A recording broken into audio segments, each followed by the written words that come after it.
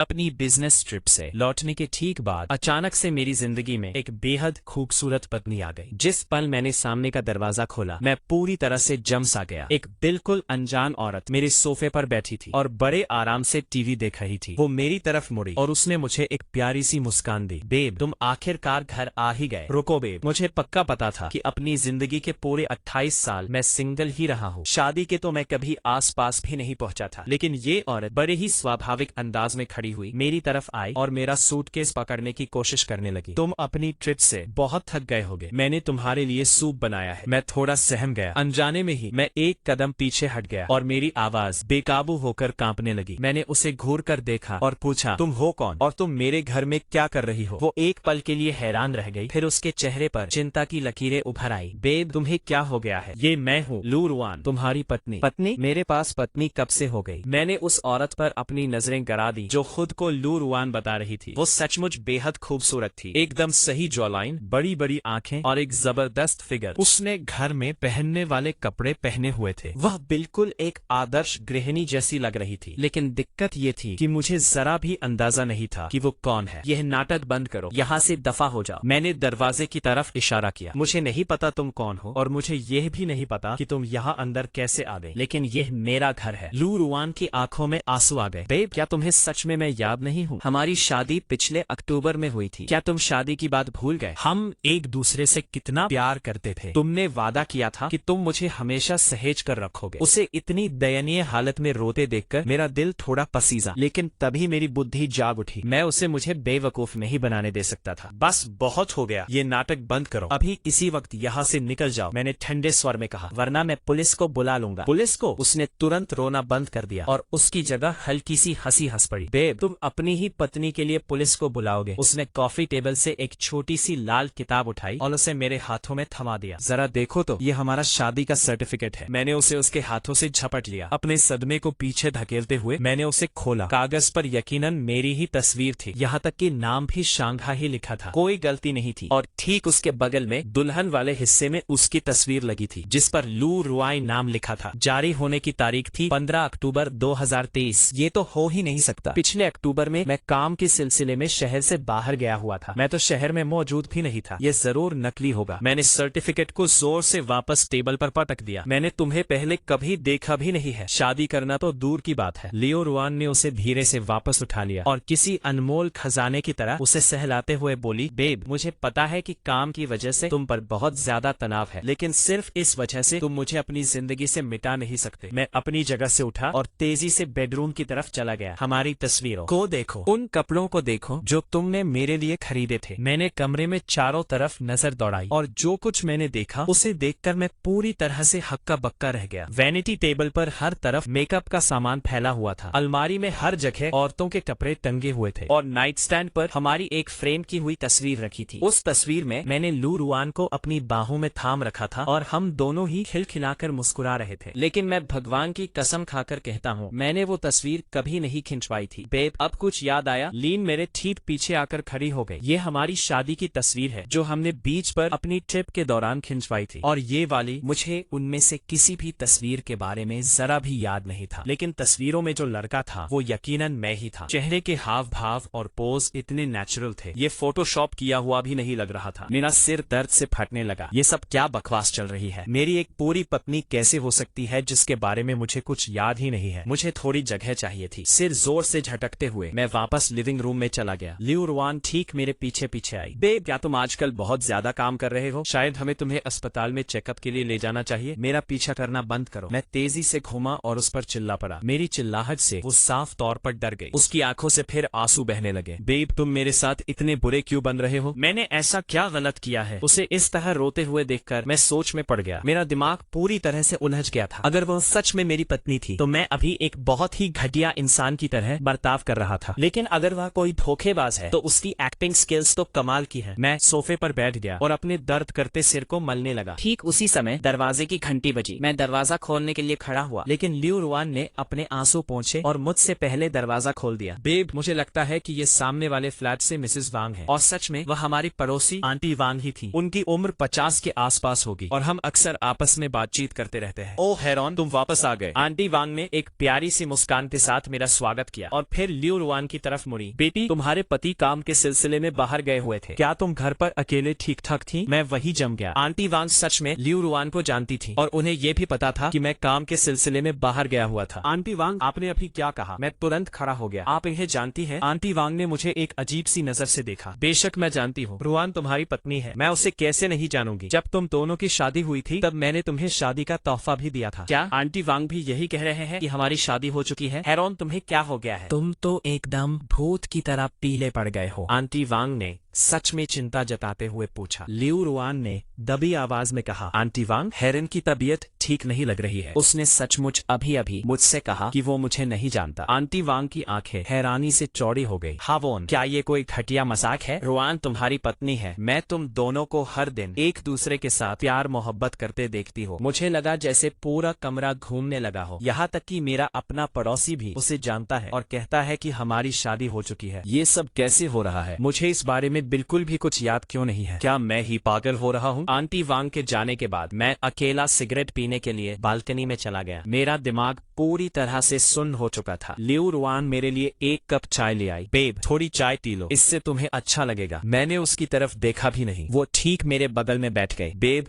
मुझे पता है कि तुम अभी बहुत ज्यादा उलझन में हो, लेकिन प्लीज मुझ पर भरोसा करो। मैं सच में तुम्हारी पत्नी हूँ। अगर तुम सच में मेरी पत्नी हो तो मुझे बताओ कि हमारी मुलाकात ठीक कैसे हुई थी? मैंने पूछा। मेरी आवाज एकदम ठंडी थी। लियू रुआन की आंखों में एक पल के लिए घबराहट दिखी, लेकिन उसने तुरंत खुद को संभाल लिया। हम दोस्तों के जरिए एक पार्टी में मिले थे। तुम्हें मुझसे पहली नजर में ही प्यार हो गया था और तुमने 3 महीने तक मेरा पीछा किया था। ली मिंग पक्का मेरा बहुत करीबी दोस्त था, लेकिन उसने मुझे कभी किसी लड़की से मिलवाया नहीं था। मैंने तुरंत अपना फोन निकाला, उसके ठीक सामने ली मिंग को फोन लगाया। हैरोन, क्या तुम अपनी ट्रिप से वापस आ गए? ली मिंग की आवाज स्पीकर से जोर से गूंजी। हाँ, मैं वापस आ गया हूँ, मैंने लुओंग की आंखों में देखते हुए कहा। मुझे तुमसे कुछ पूछना है। क्या तुम रुआन नाम की किसी लड़की को जानते हो? दूसरी तरफ कुछ सेकंड के लिए एकदम सन्नाटा छा गया। रुआन कौन है भला? मेरा दिल बैठ गया। लियू रुआन, मेरी पत्नी। ली मिंग की आवाज एक सब तक ऊपर चढ़ गई। मुझे अभी क्यों पता चल रहा है? क्या तुम्हें बुखार हो गया है? बिल्कुल जैसा मैंने सोचा था। मैंने फोन काट दिया और नीचे घूरने लगा। लियू रुआन, क्या तुम्हें कुछ और कहना है? लियू रुआन का चेहरा एकदम पीला पड़ गया था। बेब, शायद ली मिंग भूल गया हो। तुम्हें पता ही है कि उसकी याददाश्त कितनी खराब है। ठीक है, तो चलो किसी और से पूछते हैं। मैंने एक के बाद एक कई और दोस्तों को फोन लगाया। हर किसी ने बिल्कुल वही जवाब दिया। उनमें से किसी को भी मेरी शादी के बारे में कुछ नहीं पता था। रुआन नाम की किसी लड़की को जानना तो दूर की बात है। अब तुम इसकी क्या सफाई दोगी? मैं खड़ा हो गया और उसके ऊपर झुक गया। लियू रुआन ने अपना निचला होठ काट लिया और उसकी आंखों से ताजे आंसू बहने लगे। बेब, मुझे नहीं पता कि वे ऐसा क्यों कह रहे हैं, लेकिन मैं सच में तुम्हारी पत्नी हूँ। मेरा सब्र का बांध टूट गया। मुझे नहीं पता कि तुम किस तरह का खेल खेल रही हो, लेकिन अभी इसी वक्त मेरे घर से निकल जाओ। रुआन, दरवाजे की घंटी एक बार फिर बजी। इस बार नीचे रहने वाले बूढ़े मिस्टर जांग थे। उनके हाथ में एक डिलीवरी बॉक्स था। अरे हैरोन, तुम्हारे लिए एक पैकेज आया है। उन्होंने मुझे बॉक्स थमा दिया, फिर लियू रुआन को देखकर प्यार से मुस्कुराए। ओह, रुआन भी घर पर है। जरा तुम दोनों नए शादीशुदा जोड़ों को तो देखो, हमेशा साथ में कितने प्यारे लगते हो। एक और इंसान जो उसे जानता था। मैंने पैकेज पर दस्तखत कर दी, लेकिन दरवाजा बंद करने के बाद मेरे रोंगटे खड़े हो गए। ओसी लियू रुआन को कैसे जानते हैं और उन्हें क्यों लगता है कि हमारी शादी हो चुकी है, जबकि मेरे असली दोस्तों को इस बारे में कोई अंदाजा ही नहीं है। ये बहुत ही अजीब और डरावना है। मैं वापस लिविंग रूम में गया तो देखा कि लू रुआन पहले से ही किचन में व्यस्त थी। तुम क्या कर रही हो? अपने लिए रात का खाना बना रही हो बेब? उसने अपने कंधे के ऊपर से देखते हुए मुस्कुराया। मैं तुम्हारी पसंदीदा ब्रेस्ट पोर्क बेली बना रही हूँ, लेकिन मैं तो कभी ब्रेस्ट पोर्क खाता ही नहीं। मुझे चर्बी वाला मांस बिल्कुल पसंद नहीं है। फिर भी उसे किचन में इतना ही आसानी से काम करते देखकर ऐसा लग रहा था जैसे वो सच में यहाँ सालों से रह रही हो। मैं चुपके से बेडरूम में वापस चला गया ताकि वहाँ अच्छी तरह से तलाशी ले सकूं। अलमारी औरतों के कपड़ों से ठसाठस भरी हुई थी, अंडरवेयर से लेकर भारी भरकम सर्दियों के कोट तक, और वे सभी कपड़े साफ तौर पर पहने हुए लग रहे थे। वैनिटी के ड्रॉर्स के अंदर वैनिटी पूरी तरह से मेकअप और गहनों से भरी हुई थी। वहाँ पर्सनल केयर के भी ढेर सारे प्रोडक्ट्स थे, लेकिन सबसे चौंकाने वाली बात ये थी कि नाइट स्टैंड के ड्रॉर के अंदर मुझे एक फोटो एल्बम मिला। वो पूरी तरह से मेरी और लू रुआन की तस्वीरों से भरा हुआ था। हमारी डेट से लेकर हमारी यात्राओं तक और प्रपोजल से लेकर शादी तक, हमारी जिंदगी की एक बेदाग टाइमलाइन। हर एक तस्वीर अविश्वसनीय रूप से असली लग रही थी। मेरे हाव भाव और पोज बिल्कुल स्वाभाविक लग रहे थे, लेकिन मैं भगवान की कसम खाकर कहता हूँ, मुझे उनमें से किसी भी तस्वीर को खिंचवाने की रत्ती भर भी याद नहीं है। मैं पन्ने पलटता रहा और अचानक मुझे एक अजीब सी बात नजर आई। बीच पर खींची एक तस्वीर में मेरी कलाई पर एक घड़ी बंधी हुई थी। वह मेरे पिता की दी हुई पुश्तैनी घड़ी थी जो उन्होंने अपनी मौत के बिस्तर पर मुझे दी थी। वही घड़ी जिसे मैं हर रोज पहनता हूँ। और उस तस्वीर में दिख रही घड़ी साफ तौर पर मेरी नहीं थी। मुझे याद है कि मेरी घड़ी के डायल पर एक छोटा सा खरोच का निशान है जो बचपन में शरारत करते समय लगा था, लेकिन तस्वीर में दिख रही घड़ी बिल्कुल बेदाग थी। फिर एक रेस्टोरेंट की तस्वीर थी। 5 साल पहले खाना बनाते समय हुई एक दुर्घटना के कारण मेरी बाईं अनामिका रिंग फिंगर पर एक निशान पड़ गया था, लेकिन उस तस्वीर में मेरी उंगली बिल्कुल ठीक ठाक थी, उस पर एक भी निशान नहीं था। इन तस्वीरों में कुछ तो बहुत ही गड़बड़ है। एल्बम को कसकर थामे हुए मैं गुस्से में लिविंग रूम में दाखिल हुआ। लू रुआन अभी अभी खाना लेकर किचन से बाहर आ रही थी। इन तस्वीरों के बारे में अभी के अभी मुझे समझाओ। मैं एल्बम को कॉफी टेबल पर जोर से पटक दिया। लू ने नीचे एल्बम की तरफ देखा। ओह, ये तो हमारा फोटो एल्बम है। ये हमारी सभी प्यारी यादों से भरा हुआ है। यादें? मैंने ताना मारते हुए कहा। तो फिर इसके बारे में समझाओ। इन तस्वीरों में मेरे हाथ पर कोई निशान क्यों नहीं है और मैंने बिल्कुल अलग घड़ी क्यों पहनी हुई है? लियू रुआन का चेहरा तुरंत पीला पड़ गया, लेकिन उसने तुरंत उसे छिपा लिया। बेब, क्या तुम्हें यकीन है कि तुम्हारी याददाश्त सिर्फ तुम्हारे साथ मजाक नहीं कर रही है? मेरे साथ मजाक नहीं कर रही है। मैंने अपनी आस्तीन ऊपर की और अपना हाथ उसके चेहरे पर रख दिया। ध्यान से देखो, ये कोई निशान है या नहीं? वो निशान को घूरती रही, बिल्कुल चुप। और ये घड़ी यही है। मैंने सीधे अपनी कलाई की ओर इशारा किया। मेरे पापा ने ये मेरे लिए छोड़ा है, मैं इसे कभी नहीं उतारता। लेकिन उन तस्वीरों में जो आदमी है उसने बिल्कुल अलग घड़ी पहनी हुई है। लियू रुआन ने अपने होठ काटे। चुप रही। बोलो, क्या हो रहा है? मैं और पास गया, उसे कोने में किया। वो कुछ कदम पीछे हटी। उसकी आंखों में एकदम घबराहट सी आ गई। बेब, तभी मेरा फोन बजने लगा। ये एक अनजान नंबर था। हेलो हेलो, क्या ये मिस्टर जियाओ है? मैं शहर के हॉस्पिटल से डॉक्टर ले बोल रहा हूँ। लाइन से एक समझदार गंभीर आदमी की आवाज आई जो 3 दिन पहले के तुम्हारे मेडिकल चेकअप रिजल्ट के बारे में था। हमें सच में इन पर आमने सामने बात करने की जरूरत है। Checkup result? मैं चेकअप के लिए हॉस्पिटल कब गया था? आपके पास जरूर गलत नंबर होगा। क्या आप मिस्टर जंगी होवर है? आपका आईडी नंबर पर खत्म होता है। उसने फोन पर मेरा सही आईडी नंबर बता दिया। 3 दिन पहले आपका हमारे हॉस्पिटल में पूरा फिजिकल हुआ था। क्या आपको सच में याद नहीं है? 3 दिन पहले मैं सच में बिजनेस के सिलसिले में शहर से बाहर था। मैं हॉस्पिटल नहीं जा सकता था। डॉक्टर, इन टेस्ट में असल में क्या दिखा? आपका ब्लड वर्क, ब्रेन सीटी और कुछ रूटीन स्क्रीनिंग। डॉक्टर की आवाज बहुत गंभीर हो गई। मिस्टर जंग, आपकी टॉक्सिकोलॉजी रिपोर्ट से पता चलता है कि आपके खून में तेज सेडेटिव के निशान है। मैंने लू रुयन को देखा। उसके चेहरे के भाव पूरी तरह से टूट गए। जैसे ही मैंने फोन रखा, पूरे कमरे में सन्नाटा छा गया। लियो रुयन मेरे ठीक सामने खड़ी थी, एक भूत की तरह पीली। वो मेरी आंखों में देख भी नहीं पा रही थी। सेडेटिव, मैंने हर एक शब्द बोला। आपने मुझे नशा दिया। मैंने नहीं दिया। उसकी आवाज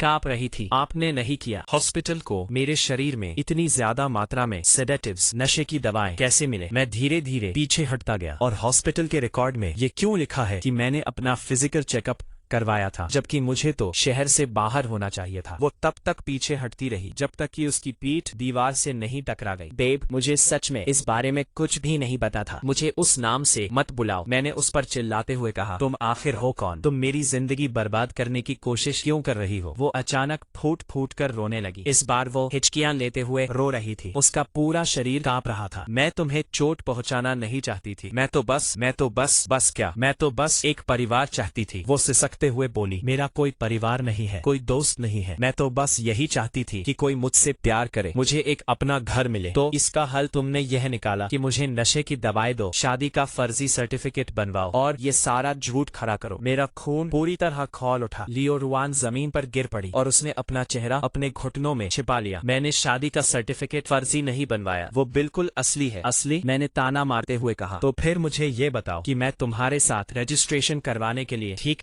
कब गया था? उसने ऊपर की ओर देखा। उसकी आंखें पूरी तरह लाल हो चुकी थीं। 15 अक्टूबर को सुबह 10:30 बजे। उस दिन तो मैं शेंजन में एक बिजनेस ट्रिप पर था। मेरे पास इसे साबित करने के लिए फ्लाइट और होटल की रसीदें भी है। नहीं, तुम वहाँ नहीं थे। लियो रुआन ने एक धीमी अजीब सी आवाज में कहा। तुम तो यही शहर में थे। हम दोनों साथ में रजिस्ट्रेशन ऑफिस गए थे। मैंने तुरंत अपना फोन निकाला और पिछले अक्टूबर की अपनी ट्रैवल हिस्ट्री, यात्रा का ब्यौरा देखने लगा। टिकट के अनुसार मैं 14 अक्टूबर को शेंजन गया था और 16 अक्टूबर को वापस आया था, लेकिन ठीक 15 अक्टूबर को ना जाने कैसे घर वापस आने वाली एक वन वे फ्लाइट का रिकॉर्ड भी वहाँ मौजूद था। और इससे भी ज्यादा अजीब बात ये थी कि उसी रात शेंजन वापस जाने का एक रिटर्न टिकट भी वहाँ था। ये सब आखिर कैसे मुमकिन है? मुझे तो इस बारे में जरा भी कुछ याद नहीं है। देखा तुमने? लियो रुआन खड़ी हो गई। तुम 15 अक्टूबर को वापस आए थे, हमने साथ में रजिस्ट्रेशन करवाया और फिर तुम वापस अपनी ट्रिप पर चले गए। नहीं, ये नामुमकिन है। मैं अपनी फोन स्क्रीन को खाली नजर से घूरता रहा। मैं इतनी बड़ी बात कभी नहीं भूल सकता था क्योंकि तुम्हें नशा दिया गया था। लियो रुआयांग ने धीरे से फुसफुसाया। मैंने तुम्हारे पानी में नशीली दवा मिला दी थी, खास तौर पर ताकि तुम इस बात को पूरी तरह भूल जाओ। मुझे लगा जैसे मेरी पूरी दुनिया ही ढह गई हो। आखिर तुमने ऐसा किया ही क्यों? वह और भी जोर से रो पड़ी। क्योंकि मैं तुमसे प्यार करती हूँ, लेकिन तुमने मुझसे कभी प्यार नहीं किया। अपने आंसू पोंछते हुए उसने आगे कहा, हम सच में उस पार्टी में मिले थे, लेकिन वह लियाइन की पार्टी नहीं थी, वह मेरी एक दोस्त की पार्टी थी। मुझे तुमसे पहली नजर में ही प्यार हो गया था, लेकिन तुम्हारी नजर में तो मैं थी ही नहीं। मैंने याद करने की बहुत कोशिश की, लेकिन मुझे कुछ भी याद नहीं आया। मैं इतने लंबे समय तक तुम्हारे पीछे पड़ी रही, तुम्हें चिट्ठियां लिखती रही, तुम्हारे लिए खाना बनाती रही, लेकिन तुम हमेशा मेरे साथ बहुत ही रूखा बर्ताव करते रहे। लियो रुआन की आवाज और भी धीमी हो गई। मुझे पता था कि तुम कभी भी स्वाभाविक रूप से मेरे प्यार में नहीं पड़ोगे, इसलिए मुझे यही तरीका अपनाना पड़ा। तुम तो पूरी तरह पागल हो। मुझे लगा जैसे मेरा दिमाग ही खराब हो जाएगा। क्या तुम्हें जरा भी अंदाजा है कि तुमने क्या किया है? यह तो एक संगीन जुर्म है। मुझे पता है, उसने सिर हिलाते हुए कहा, लेकिन मुझे कोई और रास्ता नजर नहीं आया। मुझे बस तुम्हारा प्यार चाहिए था, भले ही वो प्यार मैंने खुद ही क्यों न पैदा किया हो।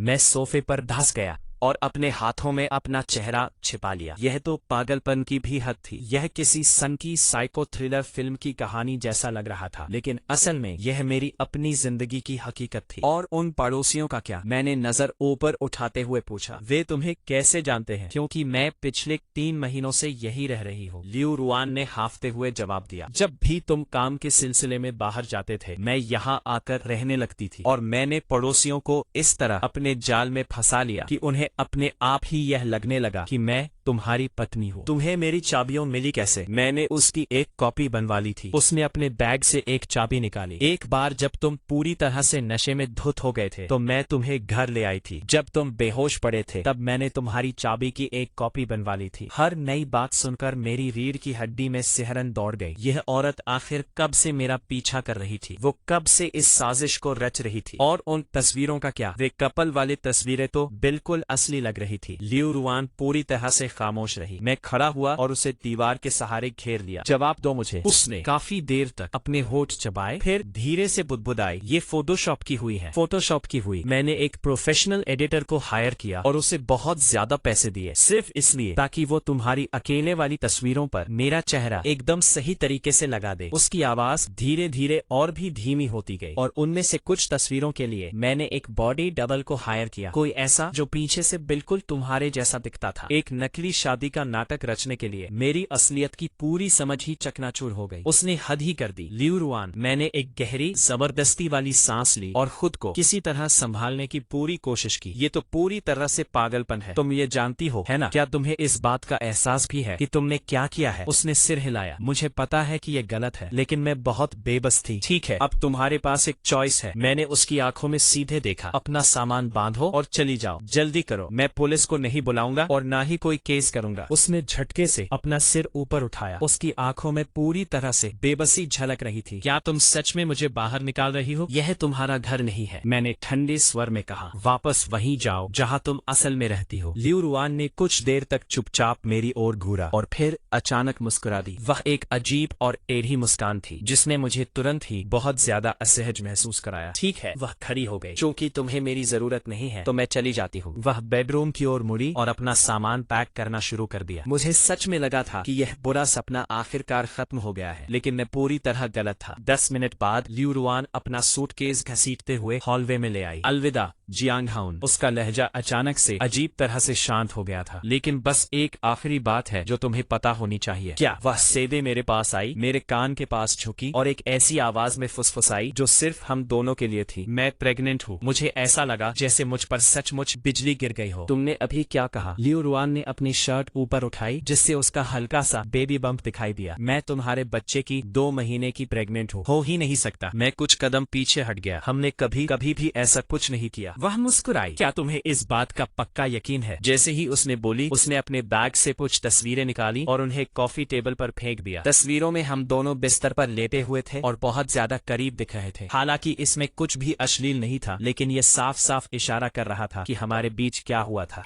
मैंने तस्वीरें झपट ली। फिर से फोटोशॉप की है ना? नहीं, ये पूरी तरह से असली है। लियू ने अपने बाल ठीक किए। 3 महीने पहले तुम्हारे जन्मदिन पर मैंने तुम्हारे ड्रिंक में कुछ मिला दिया था। मेरे दिल की धड़कन तेजी से बढ़ने लगी। उस रात तुम पूरी तरह से नशे में धुत थे, इसलिए मैं तुम्हें घर ले आई। वो रुकी और फिर बोली, और फिर हमारे बीच संबंध बने। तुम झूठ बोल रही हो। मैं चिल्लाया। तुम बस मनगढ़ंत कहानियां बना रही हो। मेरे पास एक वीडियो है, उसने शांत स्वर में कहा। पूरी दुनिया में सन्नाटा छा गया। मैं उसे घूरता रहा। उसके चेहरे पर किसी भी तरह की घबराहट या झूठ का कोई निशान ढूंढने की कोशिश करता रहा, लेकिन उसकी नजरें बिल्कुल स्थिर थीं। तुमने वीडियो रिकॉर्ड किया? मेरी आवाज कांप रही थी। हाँ, उसने कहा, अपनी सुरक्षा के लिए। मुझे पता था कि जब तुम सुबह उठोगे तो इस बात से इनकार करने की कोशिश करोगे, इसलिए मैंने सबूत अपने पास रख लिए। मैं सोफे पर धड़ाम से बैठ जाता हूँ। अगर सच में उसके पास कोई वीडियो है, अगर सच में हमारे बीच कुछ हुआ था, और अगर वो सच में प्रेग्नेंट है, तो यह तो बिल्कुल ही अलग मामला है। लेकिन लियू रुयॉन अचानक अपना लहजा बदल लेती है। देखो, मैं एक अच्छी इंसान हूँ।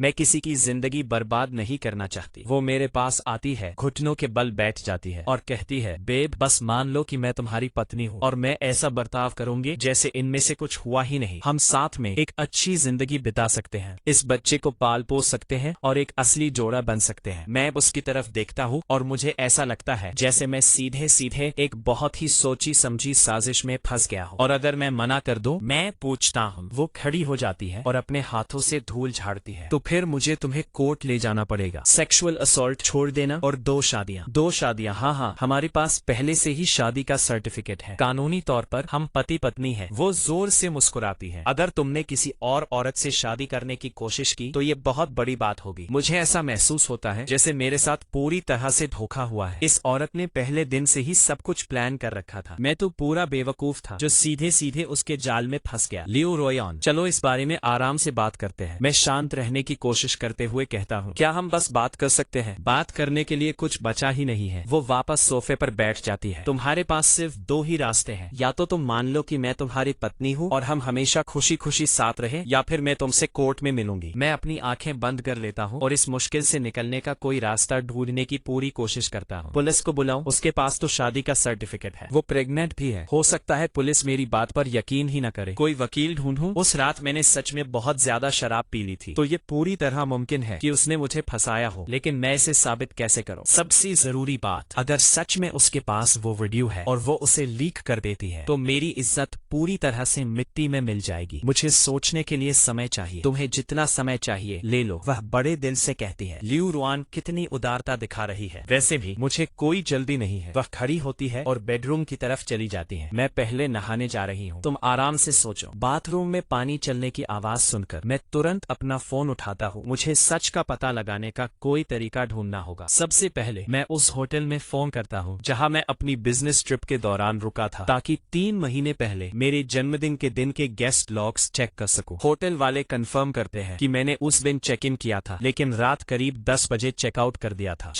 दिया था। मुझे ऐसा करने की बिल्कुल भी याद नहीं है। मैं अपनी फ्लाइट हिस्ट्री फिर से चेक करता हूँ और पाता हूँ कि सच में मेरे नाम से शेंजेन से घर वापस आने वाली रात की फ्लाइट का एक टिकट था। क्या मैं सच में वापस आ गया था? मैं अपने कलीग लो वांग को फोन करता हूँ। मैं लो वांग के साथ ही बिजनेस ट्रिप पर गया था। तुम्हें 3 महीने पहले मेरा जन्मदिन याद है? हाँ, तुमने कहा था कि तुम अपने जन्मदिन पर घर जाना चाहते हो और उसी शाम निकल गए थे। लो वांग की आवाज एकदम साफ सुनाई देती है। क्या बात है? मैं फोन काट देता हूँ। मुझे ऐसा लगता है जैसे मेरा सिर फटने वाला है। मैं सच में वापस आ गया था। मुझे एक भी चीज याद क्यों नहीं है? नहाने की आवाज बंद हो जाती है। लियू रुआन किसी भी पल बाहर आ सकती है। मेरे पास समय कम बच रहा है। मुझे याद आता है कि उसने अभी क्या कहा था। उसने मेरे ड्रिंक में कुछ मिला दिया था। क्या होगा अगर उसने मुझे सिर्फ नींद की गोलियां नहीं दी बल्कि कोई ऐसी दवा दी हो जिससे याददाश्त चली जाती है। मैं ऑनलाइन जल्दी से सर्च करता हूँ और पता चलता है कि सच में ऐसी दवाएं होती हैं जो किसी की याददाश्त मिटा सकती हैं, जबकि वो इंसान पूरी तरह से होश में रहता है। इस तरह के पदार्थ अक्सर अपराधों में इस्तेमाल होते हैं। पीड़ित उस समय तो बिल्कुल नॉर्मल बर्ताव करते हैं, लेकिन बाद में उन्हें कुछ भी याद नहीं रहता। ये एहसास होते ही मेरी रीढ़ की हड्डी में सिहरन दौड़ जाती है। अगर ऐसा है तो मैं सच में बाथरूम का दरवाजा खुलता है। लियू रुआन तौलिए में लिपटी हुई बाहर आती है। क्या तुमने अपना मन बना लिया? वो पूछती है। मैं उसकी तरफ देखता हूँ। मेरे अंदर गुस्से की एक जबरदस्त लहर उठ रही होती है, लेकिन उसी समय मुझे एक बात समझ आती है। अगर वो सच में इतनी चालाक है और इतने लंबे समय से ये साजिश रच रही है तो उसके पास पक्का कोई बैकअप प्लान भी होगा। मुझे बहुत ज्यादा सावधानी से चलना होगा। मैं उसे ये एहसास नहीं होने दे सकता कि मुझे उसकी चाल समझ आ गई है। लियू रुआन, मैं जबरदस्ती मुस्कुराता हूँ। मुझे लगता है कि हमारे बीच कोई बहुत बड़ी गलतफहमी हो गई है। वो अपना सिर एक तरफ झुकाती है। कैसी गलतफहमी? शायद मैं सच में कुछ बातें भूल गया हूँ। मैं खड़ा हो जाता हूँ। आजकल काम का बहुत ज्यादा तनाव है। शायद इसी वजह से मेरी याददाश्त पर असर पड़ा है। लियू रुआन की आंखों में एक चालाक चमक दिखाई देती है। ओह सच में? तो अगर तुम सच में मेरी पत्नी हो और सच में मेरे बच्चे की माँ बनने वाली हो तो मैं गहरी सांस लेता हूँ। तो फिर मुझे आगे बढ़कर अपनी जिम्मेदारी निभानी होगी। वो अचानक जोर से मुस्कुरा पड़ती है। उसकी मुस्कान बहुत प्यारी है, लेकिन साथ ही बेहद डरावनी भी। मुझे पता था कि तुम एक अच्छे इंसान हो। वो मुझे गले लगाने के लिए आगे बढ़ती है।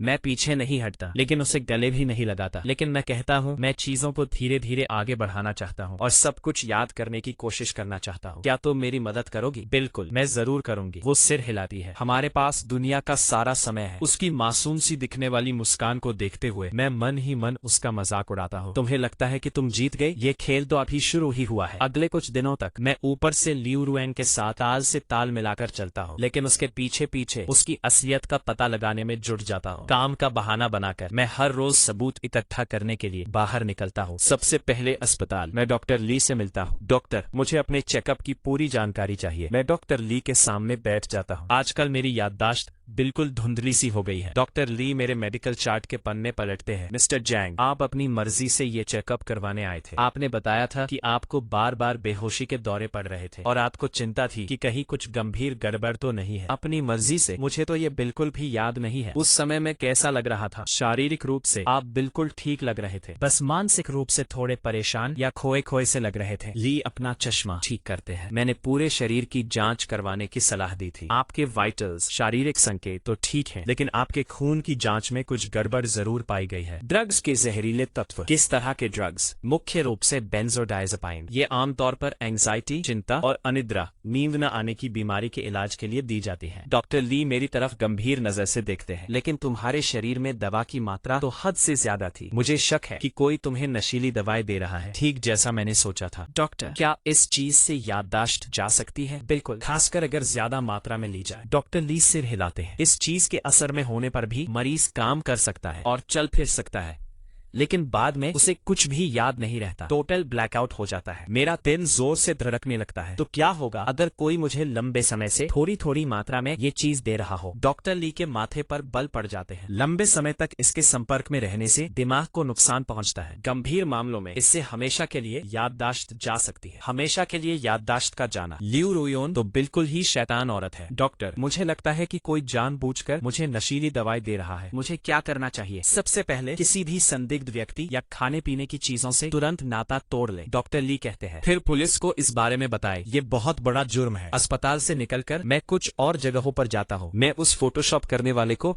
ढूंढ निकालता हूँ। उससे थोड़ी सख्ती से पूछताछ करने पर वो मान लेता है कि उसने लियू रुआन के लिए वे तस्वीरें फोटोशॉप की थी। वो लड़की तो बिल्कुल ही पागल थी। एडिटर बताता है कि उसने सिर्फ अपना चेहरा किसी लड़के की तस्वीरों पर चिपकाने के लिए बहुत सारे पैसे दिए थे। वो चाहती थी कि वे तस्वीरें बिल्कुल असली कपल की तस्वीरों जैसी लगे। 50,000। एडिटर शर्मिंदा होते हुए बताता है। ये बहुत ज्यादा पैसे थे, लेकिन वो छोटी छोटी बातों को लेकर बहुत ज्यादा सख्त थी। वो चाहती थी कि तस्वीरें 100% असली लगे। सिर्फ कुछ नकली तस्वीरों के लिए 50,000? आखिर उसके पास इतने पैसे आ कहां से रहे हैं? उसके पास पैसे कहां से आते हैं? इसके बाद मैं रजिस्ट्री ऑफिस जाता हूँ ताकि ये पता लगा सकूं कि वो शादी का सर्टिफिकेट असली है या नहीं। क्लर्क इस बात की पुष्टि करती है कि वो 100% असली है। रजिस्ट्रेशन की तारीख पिछले साल की 15 अक्टूबर। क्या मैं उस दिन की सिक्योरिटी फुटेज देख सकता हूँ? मैं पूछता हूँ। हम सिक्योरिटी फुटेज सिर्फ 3 महीने तक ही रखते हैं, इसलिए वो अब नहीं मिलेगी। क्लर्क सिर हिलाती है लेकिन फिर कहती है, जिस स्टाफ मेंबर ने आपकी अर्जी पर काम किया था वो अभी ड्यूटी पर है, मैं जाकर उससे पूछ सकती हूँ। आधे घंटे बाद एक अधेड़ उम्र की महिला क्लर्क चलकर मेरे पास आती है। मिस्टर ज़ांग, मुझे आप याद है? वो कहती है, पिछले साल की 15 अक्टूबर को आप एक बहुत ही खूबसूरत लड़की के साथ रजिस्ट्रेशन करवाने आए थे। उस समय मैं कैसी लग रही थी? क्लर्क एक पल के लिए सोचती है। सच कहूँ तो थोड़ी अजीब। तुम पूरी तरह से थकी हुई लग रही थी और मुश्किल से ही कुछ बोल रही थी, लेकिन वो लड़की बहुत ज्यादा उत्साहित थी और लगातार बोले जा रही थी। क्या मैं ऐसी लग रही थी कि मैं वहाँ नहीं रहना चाहती? बिल्कुल नहीं, तुम पूरी तरह से सहयोग कर रही थी। जब भी कुछ करने को कहा गया तुमने सब कुछ किया। फोटो खिंचवाने के लिए भी तुमने बिल्कुल सही समय पर पोज दिया। क्लर्क ने मेरी तरफ देखा। क्या कोई दिक्कत है? मैंने अपना सिर हिलाया और भारी मन से रजिस्ट्री ऑफिस से बाहर निकल गई। ऐसा लग रहा था कि मैं सचमुच पूरी तरह से ड्रग्स के असर में थी। हालांकि मैं सामान्य रूप से चल फिर पा रही थी। मैं अब अपनी असली पहचान में भी नहीं थी। घर वापस जाते समय मैंने उस बच्चे के बारे में सोचा जिसका जिक्र ली रयू ने किया था। क्या वो सचमुच गर्भवती है या ये भी उसका एक और सरासर झूठ है? मैंने एक फार्मेसी जाकर प्रेगनेंसी टेस्ट किट खरीदने का फैसला किया ताकि कोई ऐसा तरीका ढूंढ सकूं जिससे वो ये टेस्ट कर ले। लेकिन जैसे ही मैं घर पहुंची मुझे लगा कि कुछ तो गड़बड़ है। लियो रुआन सोफे पर बैठी हुई थी और उसके हाथ में मेरा फोन था। बेब, तुम वापस आ गई? वो मुस्कुराते हुए खड़ी हो गई। तुम्हारे दोस्त ली मिंग ने तुम्हें फोन किया था। मेरा फोन उसके हाथ में कैसे पहुंच गया? मैंने फोन उठाया और उसे बताया कि तुम नहा रही हो। लियो रुआन ने मुझे फोन थमा दिया। उसने कहा, कल रात एक पार्टी है और उसने पूछा है कि क्या तुम उसमें शामिल होना चाहोगी? मैंने फोन ले लिया। मेरे मन में एक बहुत बुरा एहसास हो रहा था। ली मिंग मेरा सबसे अच्छा दोस्त है। अगर लियो रुआन ने सच में उससे बात की है तो उसने उससे आखिर कहा क्या है? मैंने शांत रहने की पूरी कोशिश की। कुछ खास नहीं, बस थोड़ी बहुत बात हुई। लियो रुआन पलक झपकाई। मैंने बस उसे बताया कि मैं तुम्हारी पत्नी हूँ। वो काफी हैरान लग रहा था। अरे यार, ली मिंग को तो पता है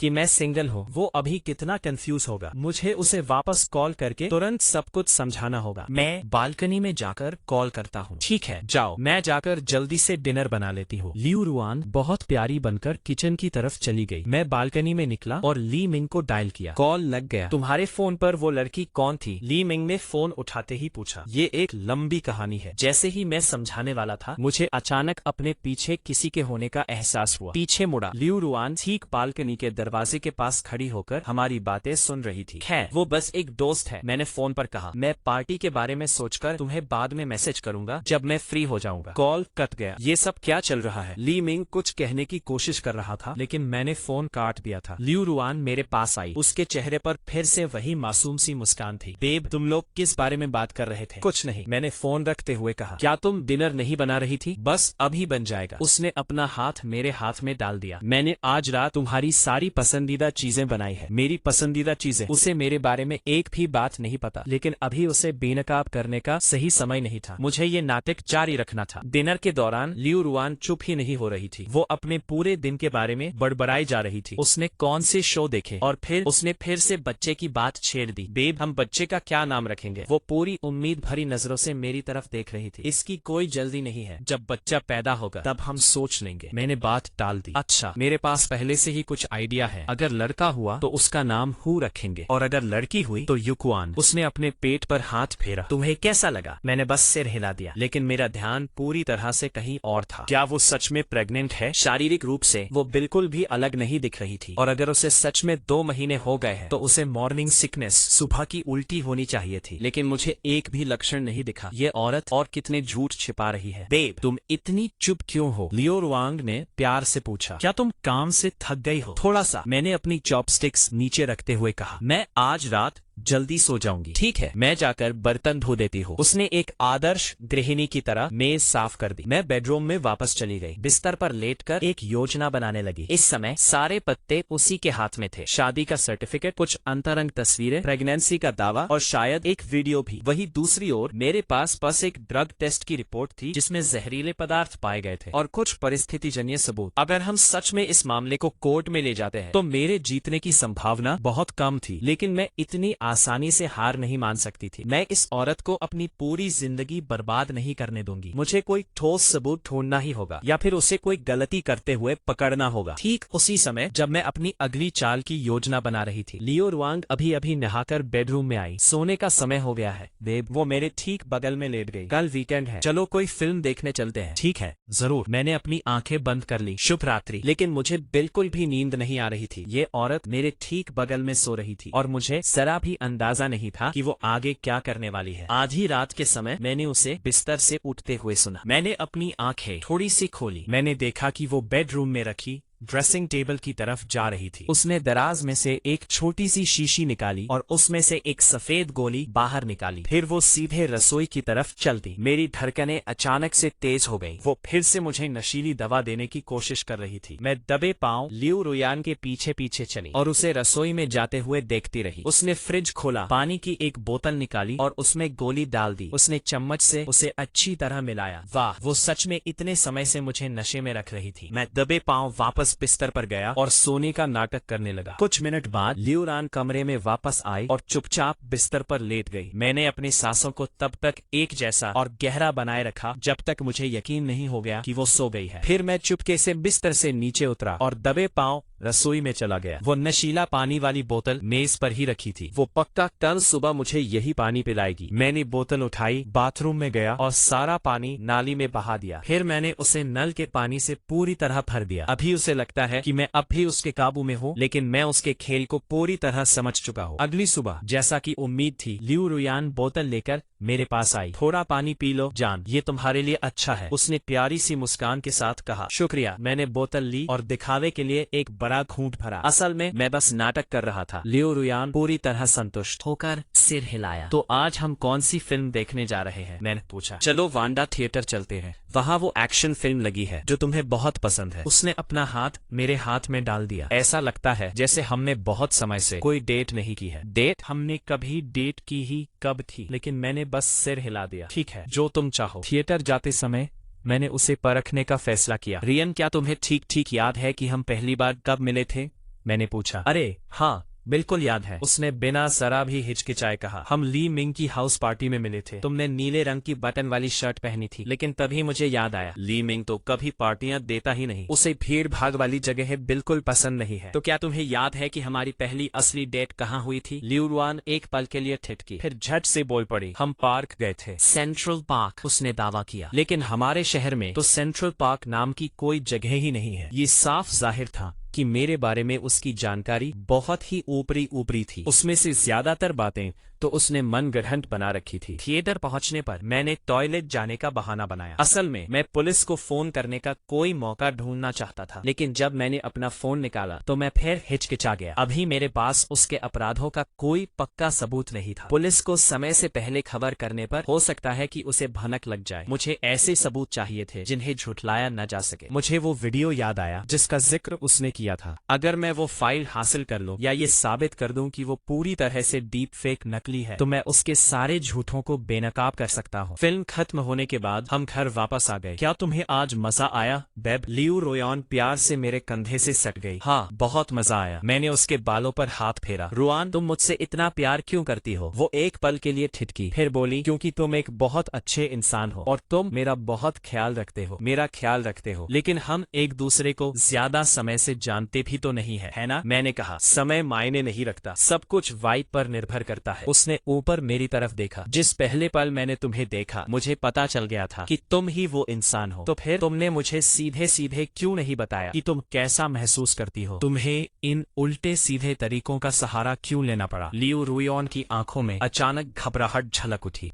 मैं बस इस बात से बहुत डरी हुई थी कि तुम मुझे ठुकरा दोगे। तो तुम्हारा हल ये था कि तुम मुझे नशा दो, नकली तस्वीरें बनाओ और जबरदस्ती मुझसे शादी करो? मेरी आवाज पूरी तरह से बदल गई। उसका चेहरा पल भर में सफेद पड़ गया। बेब, तुम ये सब क्या कह रही हो? ये नाटक बंद करो। लियो रुआन, मैं सीधा खड़ा हो गया। मुझे सब पता है। वो भी खड़ी हो गई और पीछे हटने लगी। क्या? तुम्हें क्या पता है? मुझे पता है कि तुम मुझे नशा दे रही थी। मुझे पता है कि वे तस्वीरें पूरी तरह से नकली है। मुझे पता है कि तुम्हें मेरी जरा भी परवाह नहीं है। तुम बस कोई कोई ऐसा इंसान चाहती थी जिस पर तुम पूरी तरह से काबू पा सको। मैं उसकी तरफ बढ़ा और उसे दीवार की तरफ धकेल दिया और मुझे पक्के तौर पर पता है कि तुम प्रेग्नेंट नहीं हो। लियू रुयॉन के चेहरे के हाव भाव पूरी तरह से बिखर गए। क्या तुम ये क्या बकवास कर रहे हो? उसकी आवाज बुरी तरह से कांप रही थी। बकवास? मैंने ताना मारा। तो क्या तुम अभी अस्पताल जाकर ये साबित करने की हिम्मत रखती हो कि तुम सच में प्रेग्नेंट हो? उसने अपने होंठ काट लिए, पूरी तरह से चुप हो गई। और उस वीडियो का क्या जिसके बारे में तुमने जिक्र किया था? मैं उसे और पीछे ढकेलता गया, उसके और करीब जाता गया। क्या तुम में अभी वो वीडियो मुझे दिखाने की हिम्मत है? वह तब तक पीछे हटती रही जब तक उसकी पीठ दीवार से जा नहीं टकराई। तुम्हारे पास साबित करने के लिए कुछ भी नहीं है ना? मैंने अपने हाथ जोर से दीवार पर मारे और उसे वहां फंसा लिया। तुम बस मुझे डराने के लिए झूठ बोल रही हो। लियो अचानक फूट फूट कर रोने लगी। बेब, मैं सच में तुमसे प्यार करती हूँ। मैं बस तुम्हारे साथ रहना चाहती थी। मुझसे प्यार करती हो? ये तो बहुत ही मजेदार बात है। तुम्हें तो ये भी नहीं पता कि मुझे क्या पसंद है। तुम आखिर किससे प्यार करती हो? मैं बदल सकती हूँ। मैं तुम्हारे बारे में सब कुछ सीख सकती हूँ। उसने मेरे कपड़े कसकर पकड़ लिए। प्लीज मुझे छोड़कर मत जाओ। सच कहूँ तो मेरे पास जाने के लिए और कोई जगह नहीं है। उसे इस तरह सिसकते देखकर एक पल के लिए मेरा दिल पसीज गया, लेकिन मैं तुरंत ही उस भावना से बाहर आ गया। इस औरत ने मेरी जिंदगी लगभग पूरी तरह से बर्बाद कर दी थी। मैं उसे अपने इन मगरमच्छी के आंसुओं से मुझे फिर से बेवकूफ नहीं बनाने दे सकता था। मेरी बात सुनो लियू रुयॉन, मैंने सख्ती से कहा। मैं तुम्हारे खिलाफ कोई कानूनी कार्रवाई नहीं करूंगा, लेकिन तुम्हें अपना सामान पैक करके अभी इसी वक्त यहाँ से निकलना होगा और दोबारा कभी अपनी शक्ल मेरी जिंदगी में मत दिखाना। सिसकते हुए उसने लड़खड़ाती आवाज में पूछा, अगर मैं यहाँ से नहीं गई तो फिर मुझे पुलिस को बुलाना पड़ेगा। मैंने तुरंत अपना फोन निकाला। मेरे पास इस बात के सारे सबूत है कि तुमने मुझे नशीली दवा दी थी, कि तुमने उन तस्वीरों के साथ छेड़छाड़ की थी और तुमने सबसे झूठ बोला था। लियू रुयॉन मेरे फोन को घूरती रही और उसके चेहरे के हाव भाव बेहद अजीब और डरावने हो गए। अचानक उसने रोना बंद कर दिया। उसने झटके से अपना सिर ऊपर उठाया और मुझे ऐसी नजरों से देखा जैसी मैंने पहले कभी नहीं देखी थी। वे नजरें ठंडी, काली और बेहद खौफनाक। सच में लगता है कि तुम जीत गए, उसने धीरे से कहा। मुझे अचानक एक बेचैनी सी महसूस हुई। इसका क्या मतलब है? वो अचानक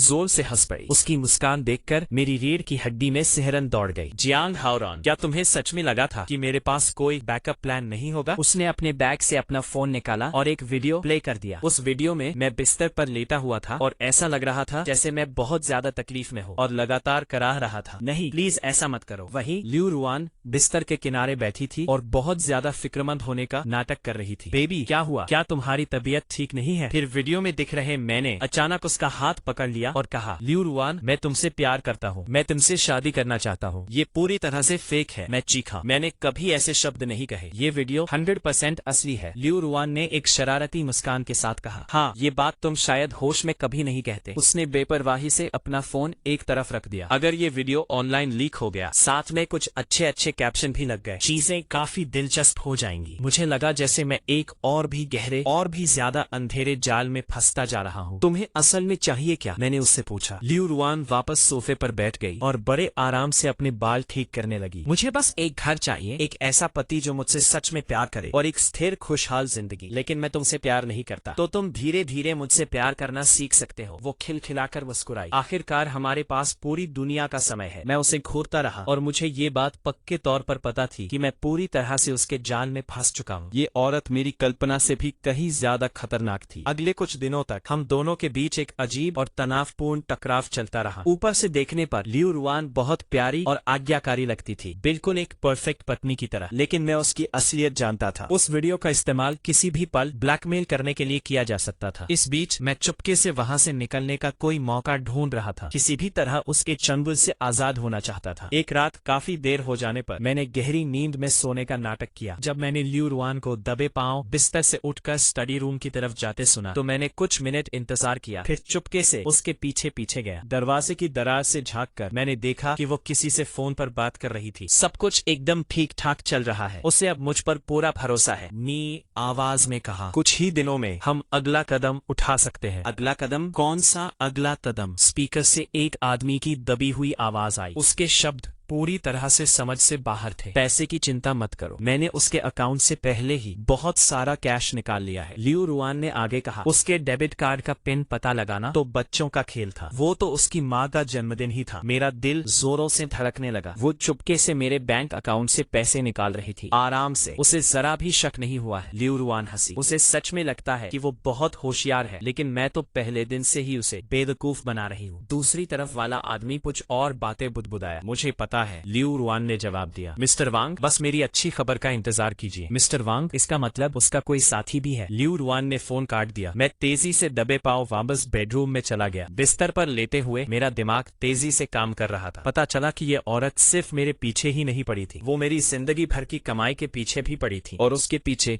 मिस्टर वांग नाम का कोई आदमी है जो सारे तार हिला रहा है। ये पूरी चीज एक बहुत ही सोची समझी साजिश है। अगली सुबह मैंने बैंक के किसी काम का बहाना बनाकर अपने अकाउंट चेक करने का फैसला किया। बैंक के क्लर्क ने मेरी प्रोफाइल खोली और मेरी तरफ बहुत ही गंभीर नजर से देखा। पिछले 3 महीनों में आपके अकाउंट से कई बड़े बड़े ट्रांजैक्शन हुए हैं, जिनका कुल जोड़ ठीक $20 है। उसने मेरी जिंदगी भर की लगभग सारी कमाई साफ कर दी थी। इन ट्रांजैक्शन का पैसा किसे मिला है? मैंने जोर देकर पूछा। क्लर्क ने जवाब दिया, पैसे पाने वाले का नाम वांग जान हुआ है। वांग जान हुआ? जरूर वही मिस्टर वांग होगा। मैंने बैंक से वांग जान हुआ की बेसिक प्रोफाइल निकालने को कहा और पता चला कि उसकी एक संदिग्ध इन्वेस्टमेंट फर्म है। बैंक से निकलकर मैं सीधे उसकी इन्वेस्टमेंट कंपनी की तरफ चल दिया। ये कोई बहुत बड़ा ऑपरेशन नहीं था जो एक ऑफिस बिल्डिंग की 15वीं मंजिल पर चल रहा हो। क्या मिस्टर वांग अंदर है? मैंने रिसेप्शनिस्ट से पूछा। मैं जंग हेरोन हूँ, एक दोस्त ने मुझे उनके बारे में बताया था, मैंने जवाब दिया। उसने मुझसे एक पल इंतजार करने को कहा। जल्द ही 30 से 35 साल की उम्र का एक आदमी बाहर आया। मिस्टर जंग, उसने अपना हाथ आगे बढ़ाया। मैं वांग जियान हुआ हूँ। मैंने उसके हाथ से हल्का सा हाथ मिलाया और उसके चेहरे के हाव भाव को ध्यान से पढ़ा। वांग, मैं एक इन्वेस्टमेंट के बारे में कुछ सलाह लेना चाहता हूँ। मैंने कहा, कोई दिक्कत नहीं, चलिए मेरे ऑफिस में चलते हैं और विस्तार से बात करते हैं। वांग जियान हुआ ने मेरा बहुत ही गर्मजोशी से स्वागत किया। उनके ऑफिस में पहुंचने के बाद उन्होंने मुझे तरह तरह के इन्वेस्टमेंट पोर्टफोलियो दिखाए और एकदम ईमानदार बिजनेसमैन होने का पूरा नाटक किया। लेकिन मुझे सच्चाई पता थी, ये आदमी बहुत ही घटिया था। मिस्टर वांग, मैंने अचानक ही पूछ लिया, क्या आप ल्यूरियन को जानते हैं? वांग जान हुआ एक पल के लिए थोड़ा सा चौंके, लेकिन फिर तुरंत ही खुद को संभाल लिया। मैंने तो उसके बारे में कभी सुना ही नहीं। वो कौन है? मेरी पत्नी। मैंने सीधे उनकी आंखों में झांकते हुए कहा। वो आजकल एक बहुत बड़ा इन्वेस्टमेंट करने की बातें कर रही है, इसलिए मैं ये देखना चाहता था कि क्या आपकी कंपनी के पास उसके लिए कुछ सही विकल्प है। ओह, मैं समझा। वांग जियान हुआ मुस्कुराए। आपको उसे जरूर हमारे ऑफिस में लाना चाहिए। हमारे पास महिला ग्राहकों के लिए खास तौर पर तैयार किए गए कई फाइनेंशियल प्रोडक्ट्स मौजूद हैं। उन्होंने अपने चेहरे पर जरा भी घबराहट जाहिर नहीं होने दी, लेकिन मैंने उनकी आंखों में पल भर के लिए घबराहट की एक हल्की सी झलक देख ली थी। ठीक है, मैं उसे किसी और दिन ले आऊंगा, मैंने कहा। बहुत बढ़िया, आपका हमेशा स्वागत है। वांग जियान हुआ मुझे दरवाजे तक छोड़ने आए। जैसे ही मैं उस बिल्डिंग से बाहर निकला, मुझे 100% यकीन हो गया कि वांग जियान हुआ ही ल्यूरियन का साथी है, लेकिन मुझे अभी भी पक्के और ठोस सबूतों की जरूरत थी। जब मैं घर पहुंचा तो ल्यूरियन वहां नहीं थी। एकदम सही समय। मैंने तुरंत ही पूरे घर को खंगालना शुरू कर दिया और उसका सारा सामान छान मारा। मैंने भगवान से प्रार्थना की कि मुझे कुछ काम की चीज मिल जाए। उसके बैग के अंदर मुझे एक छिपी हुई नोटबुक मिली। उसे खोलते ही मैं सदमे से पूरी तरह सुन पड़ गया। उस नोटबुक के पन्ने मेरी निजी जानकारियों, मेरी रोज की आदतों, मेरे जान पहचान वालों, मेरे काम के शेड्यूल और यहाँ तक कि मेरे पसंदीदा घूमने फिरने की जगहों की पूरी जानकारी से भरे हुए थे। उसमें उनके पूरे ऑपरेशन के हर एक चरण की बहुत ही बारीकी से लिखी हुई टाइमलाइन मौजूद थी। पहला चरण टारगेट की निगरानी करना और जानकारी इकट्ठा करना। दूसरा चरण मुलाकात का माहौल बनाना और संपर्क स्थापित करना। तीसरा चरण भरोसा जीतना और घर में घुसपैठ करना। चौथा चरण नशा देकर काबू में करना और रिश्ता बनाना। पांचवा चरण लक्ष्य हासिल करना। वे सचमुच पांचवें चरण के बीच में ही थे। जैसे जैसे मैं उस नोटबुक के पन्ने पलटता गया, मुझे एक और भी ज्यादा चौंकाने वाली चीज मिली। लियू रुयांस का असली नाम असल में लियू को था। वो एक पेशेवर सीरियल ठग थी। उसने और वांग जियान हुआ ने मिलकर यह घोटाला पहले भी दर्जनों बार किया था। वे शादी के नाम पर ठगी करने में माहिर थे और खासकर अकेले पुरुषों को अपना निशाना बनाते थे। मैं तो बस उनका 7वां शिकार था। उस नोटबुक में उनके पिछले शिकारों की पूरी जानकारी भी लिखी हुई थी। सॉफ्टवेयर इंजीनियर, डॉक्टर, टीचर, सभी अमीर और अकेले पुरुष जिनके पास अच्छी खासी बचत थी। हर किसी से 100,000 से लेकर कई लाख तक की ठगी की गई थी। लेकिन सबसे बुरी बात यह थी कि उन शिकारों में से एक ने तो आत्महत्या ही कर ली थी। का पता चलने पर उस मरे हुए आदमी की तस्वीर को घूरते हुए मेरी रीढ़ की हड्डी में सिहरन सी दौड़ गई। अगर मुझे समय रहते इस बात का पता न चलता और अगर मैं उसे यूं ही खुद पर हावी होने देता तो क्या मेरा भी वही हाल होता जो उस आदमी का हुआ था। मैंने उस नोटबुक के हर पन्ने की तस्वीरें खींच ली और फिर उसे ठीक उसी जगह वापस रख दिया जहां से मैंने उसे उठाया था। अब जब मेरे पास पक्का सबूत था तो मैं आखिरकार पुलिस को बुला सकता था, लेकिन जैसे ही मैंने 9911 डायल करने के लिए अपना फोन उठाया, सामने का दरवाजा खुलने की आवाज आई। लियू रुआन वापस आ गई थी। मैं घर आ गई हूँ, उसने किराने का सामान रखने वाली टोकरी हाथ में लिए अंदर आते हुए कहा। आज मैं वो मछली लाई हूँ जो तुम्हें बहुत पसंद है। उसकी मीठी पर पूरी तरह से बनावटी मुस्कान को देखकर मेरे मन में घृणा की एक लहर सी दौड़ गई, लेकिन मुझे अपनी भावनाओं को दबाकर रखना था और जब तक पुलिस ना आ जाए तब तक नाटक करते रहना था। शुक्रिया जान, मैंने टोकरी लेने के लिए उसकी तरफ बढ़ते हुए कहा। चलो मैं किचन में तुम्हारी मदद कर देता हूँ। कोई जरूरत नहीं है, बस जाकर बैठ जाओ और आराम करो, उसने प्यार से कहा। ओह,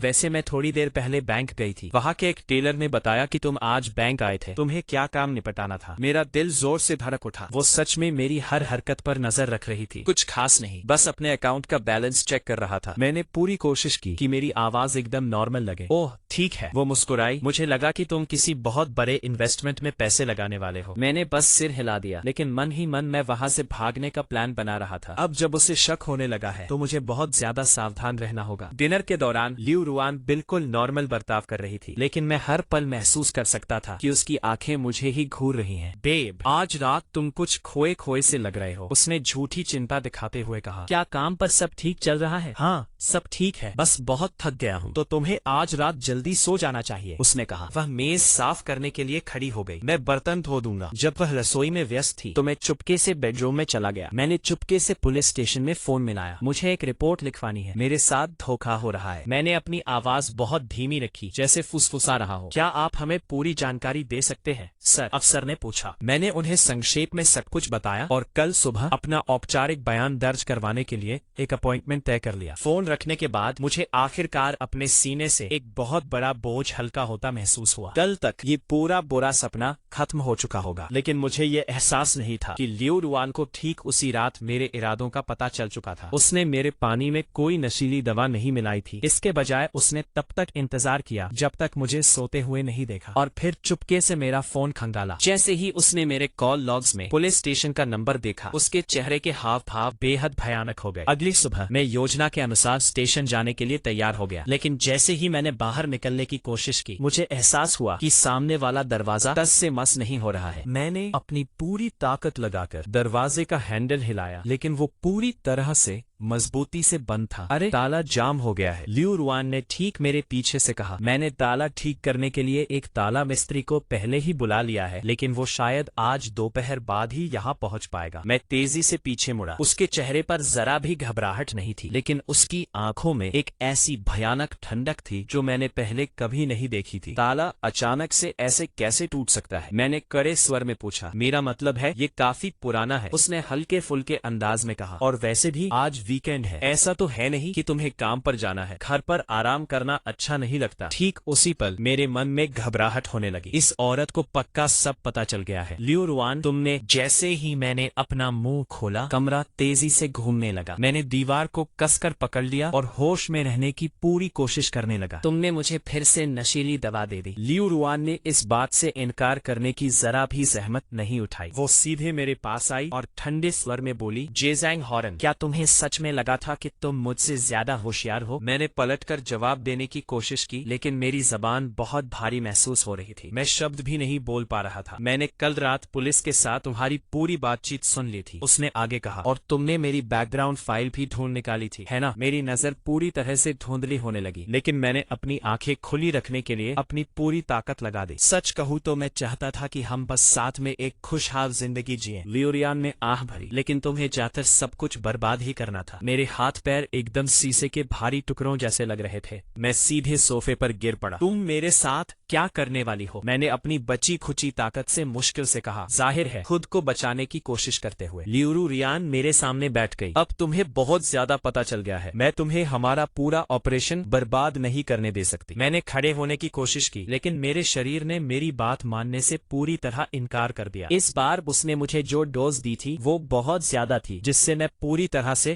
लकवाग्रस्त हो गया। लियू रुआन, या मुझे कहना चाहिए लियू शाओयू, मैंने उसे घूरा। तुम ये धोखा हमेशा के लिए नहीं चला सकती, तुम कभी न कभी पकड़ी जरूर जाओगी। वो एक पल के लिए हैरान दिखी, फिर उसके चेहरे पर एक कुटिल मुस्कान आ गई। वाह, तुमने सच में मेरा असली नाम ढूंढ निकाला। तुम तो बड़े होशियार लड़के निकले। वे पिछले 6 शिकार और वो आदमी जिसने खुदकुशी कर ली थी, मैंने जोर लगाकर कहा। तुम उन जानों की कीमत कैसे चुकाओगी? लियू शाओयू का चेहरा पूरी तरह से भावहीन हो गया। वे कमजोर थे, इसमें उनकी गलती है, मेरी नहीं। क्या तुम पूरी तरह से पत्थर दिल हो? मैंने उसे घूरते हुए कहा। वे असली इंसान थे, उनके परिवार थे, दोस्त थे, अपनी जिंदगी थी। उसने ताना मारा। क्या दिल होने से बिलों का भुगतान होता है? क्या अंतरात्मा होने से मुझे ऐशो आराम की जिंदगी मिलती है? ये साफ जाहिर था कि इस औरत के साथ तर्क वितर्क करना पूरी तरह से बेकार था। उसने अपनी इंसानियत पूरी तरह से खो दी थी। अब तुम मेरे साथ क्या करने वाली हो? मैंने पूछा। लेया यू खड़ी हुई और खिड़की की तरफ चली गई। सच कहूँ तो अभी तक तय नहीं किया है, शायद तुम्हारी मौत को भी खुदकुशी जैसा ही दिखा दो। मेरा दिल जोर जोर से धड़कने लगा। वह सच में मेरी हत्या करने का प्लान बना रही थी, लेकिन उससे पहले हमें एक आखिरी हिसाब किताब निपटाना है। वह मुड़ी और मेरी तरफ नीचे देखा। मुझे अपने सभी बैंक कार्ड के पिन दे दो। तुमने पहले ही $200 चुरा लिए हैं, लेकिन यह अभी भी काफी नहीं है। मैंने चेक कर लिया है, तुम्हारे दूसरे अकाउंट में अभी भी $300 और है। वह चलकर मेरे पास आई। पिन दे दो और मैं वादा करती हूँ कि तुम्हारा अंत बिल्कुल भी दर्दनाक नहीं होगा। मैंने भी उसकी आंखों में आंखें डालकर देखा। मुझे ऐसा लग रहा था जैसे मैं सीधे नरक में पहुंच गया हूँ, लेकिन मैंने बिना लड़े हार मानने से इनकार कर दिया। मुझे वे याद नहीं है, मैंने धीरे से कहा। याद नहीं है? लियू या हंसी। चलो, मैं तुम्हारी याददाश्त ताजा करने में तुम्हारी मदद करती हूँ। फिर उसने मेरा फोन छीन लिया और सीधे मेरे कॉन्टैक्ट्स में चली गई। आज तुम्हारी माँ का जन्मदिन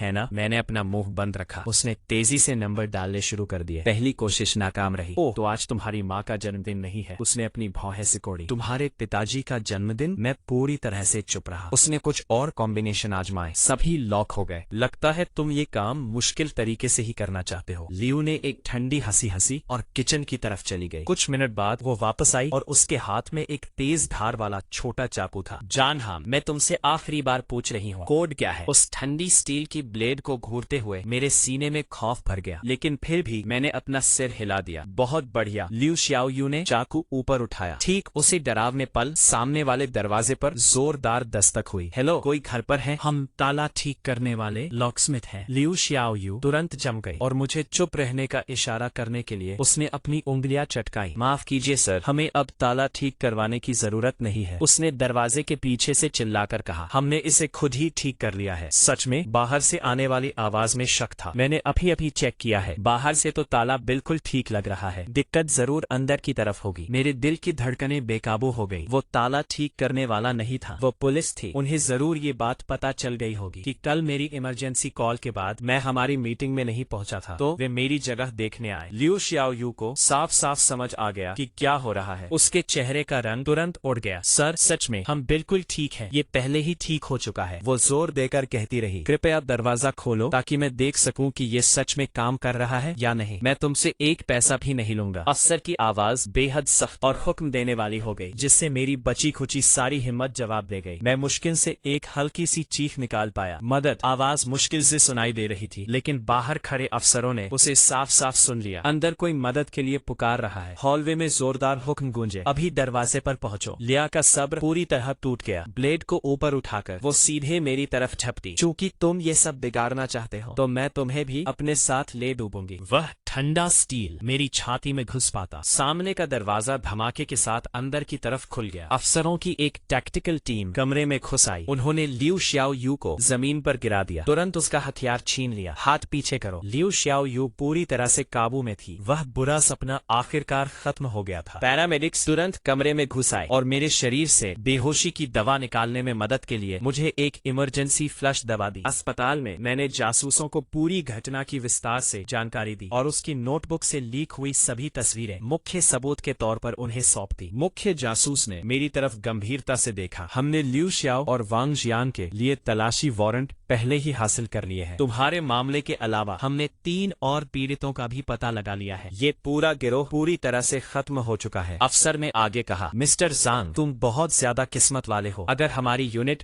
2 मिनट भी देर से पहुंचती तो ये एक हत्या की जांच बन गई होती। मैंने बस सुन्न होकर सिर हिला दिया। देर से लगे सदमे से कांपते हुए अगर मैंने वह बैग न खोला होता और अगर पुलिस ने वो दरवाजा तोड़कर अंदर न घुसपैठ की होती तो मैं आज उसकी नोटबुक के लॉग में बस एक लाश होता। कुछ हफ्तों की पूरी जांच पड़ताल के बाद पूरे मामले की फाइल पूरी तरह से खुल गई। लिu xiao और वांग जियानहुआ एक पेशेवर गिरोह के साथी थे। उन पर धोखाधड़ी के कई मामले दर्ज थे जिनमें मेरी बचत भी शामिल थी। 6 और फाइलें मिली जिनमें कुल $2 मिलियन की चोरी की गई संपत्ति का जिक्र था और साथ ही पीड़ितों की जानकारी वाले लॉग भी थे। मानसिक यातनाओं से तंग आकर उसने सचमुच अपनी जान ले ली। लिu xiao पर धोखाधड़ी, बड़ी चोरी और गैर कानूनी रूप से कैद करने के गंभीर आरोप लगे। वांग जियानहुआ को भी लंबे समय के लिए जेल जाना पड़ा। फेडरल अधिकारियों ने मेरे $200 में से ज्यादातर पैसे बरामद कर लिए और वो नकली शादी का सर्टिफिकेट भी पूरी तरह से खत्म कर दिया गया। लेकिन इस पूरे भयानक अनुभव ने मुझे गहरे मानसिक आघात में डाल दिया। मिस्टर जैंग, आप इन सब चीजों को मानसिक रूप से कैसे संभाल रहे हैं? इस मामले से जुड़ी एक थेरेपी सेशन के दौरान मेरे थेरेपिस्ट ने मुझसे नरमी से पूछा। फिर भी मुझे बहुत बुरे सपने आ रहे हैं। मैंने माना, सपनों में मुझे लगता है कि वो अभी भी मेरे घर में है और मुझे अभी भी कैद करके रखा हुआ है। डॉक्टर ने मुझे दिलासा देते हुए कहा, ये पूरी तरह से PTSD, post traumatic stress disorder का एक आम लक्षण है। ठीक होने में अभी काफी समय लगेगा। मैंने बस सिर हिला दिया और सुबह की धूप को बाहर घूरता रहा। आखिरकार ये सब सच में खत्म हो गया था। अपने अपार्टमेंट में लौटकर मैंने लिu xiaoyu से जुड़ी हर एक चीज फेंक दी। नकली तस्वीरें, कॉस्मेटिक्स और वे सारी काली यादें, सब कुछ कूड़ेदान में चला गया। मैंने सब कुछ साफ कर दिया। नकली तस्वीरें, उसकी निजी चीजें और वे सारी दर्दनाक यादें। मैं अपनी जिंदगी फिर से शुरू करने के लिए तैयार था। जब मेरे दोस्तों को इस बारे में पता चला तो वे सब मुझे दिलासा देने के लिए मेरे पास आए। ली मिंग को इस बात का खास तौर पर बहुत पछतावा था। उसने कहा, मुझे सच में इस बात का बहुत अफसोस है कि उस दिन मैंने मामले की तह तक जाने की कोशिश नहीं की। अगर मैंने सच जानने की जिद की होती तो शायद तुम्हें इन सब चीजों से गुजरना नहीं पड़ता। मैंने उसके कंधे पर हाथ रखते हुए कहा, खुद को दोष मत दो। उनकी योजना इतनी पुख्ता थी कि सचमुच कोई भी उनकी चाल में फंस सकता था। ओल्ड वांग ने भी कहा कि ऐसे लोग तो बस कूड़ा होते हैं। ये तो एक चमत्कार ही था कि कोई और इस मामले में और ज्यादा नहीं फंसा। मेरे सभी सहकर्मी मेरे प्रति बहुत मददगार थे और सच कहूँ तो ये मुझे बहुत सुकून देने वाला एहसास था। उस सारी भयानक मुसीबत से गुजरने के बाद भी मैंने कुछ कड़े सबक सीखे। मैंने सीखा कि खतरे के संकेतों, रेड फ्लैग्स को कैसे पहचानना है, खुद को कैसे सुरक्षित रखना है और सबसे जरूरी बात, मैंने सीखा कि सच्चा प्यार किसी पर काबू पाने या झूठ बोलने के बारे में नहीं होता। ये तो आपसी सम्मान और भरोसे के बारे में होता है। कुछ महीनों बाद इस मामले की सुनवाई शुरू हुई। लियो को 10 साल की जेल की सजा सुनाई गई। वांग जियानहुआ को 8 साल की सजा मिली। सजा सुनाए जाने के समय मैंने लिu xiaoyu को कटघरे में बैठे देखा। उसके चेहरे पर अब वो मासूमियत या भोलापन बिल्कुल भी नहीं बचा था। वो पूरी तरह से टूट चुकी थी और उसकी आंखों में अब कोई चमक बाकी नहीं थी। अचानक उसने मुझसे कहा, जंग हाउन, मुझे सच में लगता था कि हम दोनों साथ में खुश रह सकते थे। मैं बस उसे घूरता रहा और मेरे मन में मिली जुली भावनाएं इमड़ रही थी। शायद उसकी अपनी ही एक उलझी हुई दुनिया में, जहां उसे लगता था कि वो प्यार की तलाश में है, लेकिन उसने गलत रास्ता चुन लिया था और अब वो उसी अपराध की सजा भुगत रही है। लिu xiaoyu, मैंने उससे कहा, अगर तुमने चीजें सही तरीके से की होती तो शायद तुम्हें सच में सच्ची खुशी मिल सकती थी। उसने अपना सिर झुका लिया और कुछ नहीं कहा। कोर्ट हाउस से बाहर निकलते हुए मैंने ताजी हवा में एक लंबी गहरी सांस ली। आखिरकार सब कुछ खत्म हो गया था। अब आगे बढ़ने का समय था। 1 साल बाद मेरी जिंदगी फिर से पटरी पर आ गई थी। काम बहुत बढ़िया चल रहा था। मेरे दोस्त मेरा ख्याल रख रहे थे और मैं आखिरकार ठीक हो रहा था। एक दिन काम के बाद मैं सुपरमार्केट में रात के खाने के लिए किराने का सामान ले रहा था। जब मैं कुछ टमाटर चुन रहा था तभी एक लड़की गलती से मुझसे टकरा गई। ओह सॉरी, उसने तुरंत माफी मांगी। मैंने तुम्हें वहाँ देखा ही नहीं। मैं मुड़ा। वो बहुत ताजी दम लग रही थी, शायद 20-25 साल की। उसने बस एक सादी सफेद टी-शर्ट और जीन्स पहनी हुई थी। कोई बात नहीं, मैंने मुस्कुराते हुए कहा। उसने मुझे एक शर्माती हुई हल्की सी मुस्कान दी और फिर अपनी खरीदारी में लग गई। मुझे लगा कि ये बस एक इत्तेफाक था, लेकिन मैं चेकआउट लाइन में फिर से उससे टकरा गया। ओह, फिर मिल गए, उसने खुशी से कहा। कितना बड़ा इत्तेफाक है। हाँ बिल्कुल इत्तेफाक। हम पैसे देने का इंतजार करते हुए हंसे। हमारी बातचीत शुरू हो गई। उसका नाम सू चिंग था। वो पास के अस्पताल में नर्स थी और मेरे ही कॉम्प्लेक्स में रहती थी। रुको, तुम भी यही रहते हो? उसने पूछा। हाँ, सालों से यही रह रहा हूँ। बहुत बढ़िया, लगता है हम पड़ोसी है। उसने एक शानदार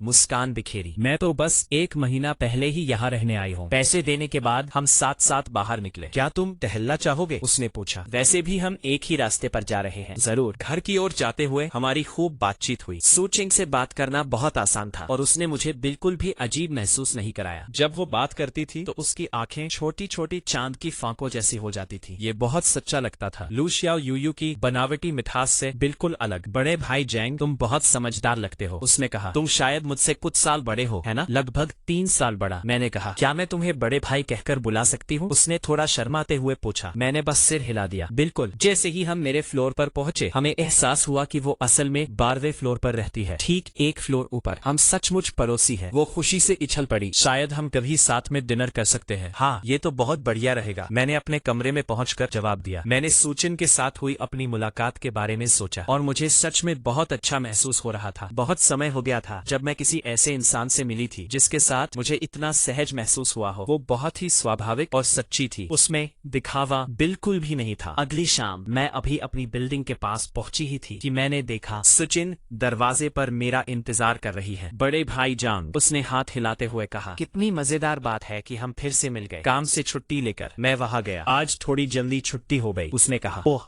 मैंने बहुत ज्यादा किराने का सामान खरीद लिया। बिल्कुल नहीं, मैं ये सब अकेले खा सकता हूँ। वाना डिनर के लिए आ जाओ। मैंने उसके हाथ में टोकरी देखी। वो पक्का बहुत भरी हुई थी। मुझे नहीं पता क्या ये ठीक है, मैं हिचकिचाया। ल्यू सिया वू के साथ सब कुछ होने के बाद मैं औरतों के इन्विटेशन लेने में बहुत सावधान हो गया हूँ। ये कोई बड़ी बात नहीं है, सू किंग ने ईमानदारी से कहा। मैं अकेला रहता हूँ और मुझे शायद ही कभी किसी और के लिए खाना बनाने का मौका मिलता है। उसके ईमानदार एक्सप्रेशन को देखकर मैंने सिर हिलाया। ठीक है, लेकिन मैं तुम्हारी मदद करता हूँ। बिल्कुल सही। वो अपनी जगह पर मुस्कुराई। मैंने देखा कि सुचिंग असल में काफी घरेलू थी। उसकी जगह बहुत साफ थी और बहुत आरामदायक लग रही थी। मैं किचन में कोई खास प्रो नहीं हूँ, इसलिए प्लीज जज मत करना, उसने एप्रन बांधते हुए कहा। मैं तुम्हारी मदद कर दूं। मैं किचन में चला गया। तुम्हें खाना बनाना आता है? वो हैरान दिखी। थोड़ा सा, मैंने कहा। हमने साथ में खाना बनाया और ये सुपर नेचुरल लगा। सू कुंग खाना बना सकती थी, लेकिन उसकी टेक्निक बेसिक थी। मैं उसे कुछ टिप्स दे पाया। वाह, तुम सच में लेजिट हो। उसने मेरा चाकू का काम देखा। साफ तौर पर इम्प्रेस हुई। वो चाकू की स्किल प्रोफेशनल ग्रेड की है। अकेला रहा, इसलिए मैंने बस उसे उठा लिया। मैंने उसे बताया। डिनर तैयार होने के बाद हम उसकी छोटी टेबल पर बैठे और खाना खाने लगे। भाई, क्या तुम्हारी कोई गर्लफ्रेंड है? सू किंग ने अचानक पूछा। मैं हिचकिचाया। नहीं। तो क्या कोई है जो तुम्हें पसंद है? वह जोर देती रही। मैंने अपना सिर हिलाया। अभी नहीं। सुइंग ने सिर हिलाया और आगे जोर नहीं दिया, लेकिन मैं बता सकता था कि वह इंटरेस्टेड थी। सच कहूँ तो मुझे भी ऐसा ही लगा। वह असली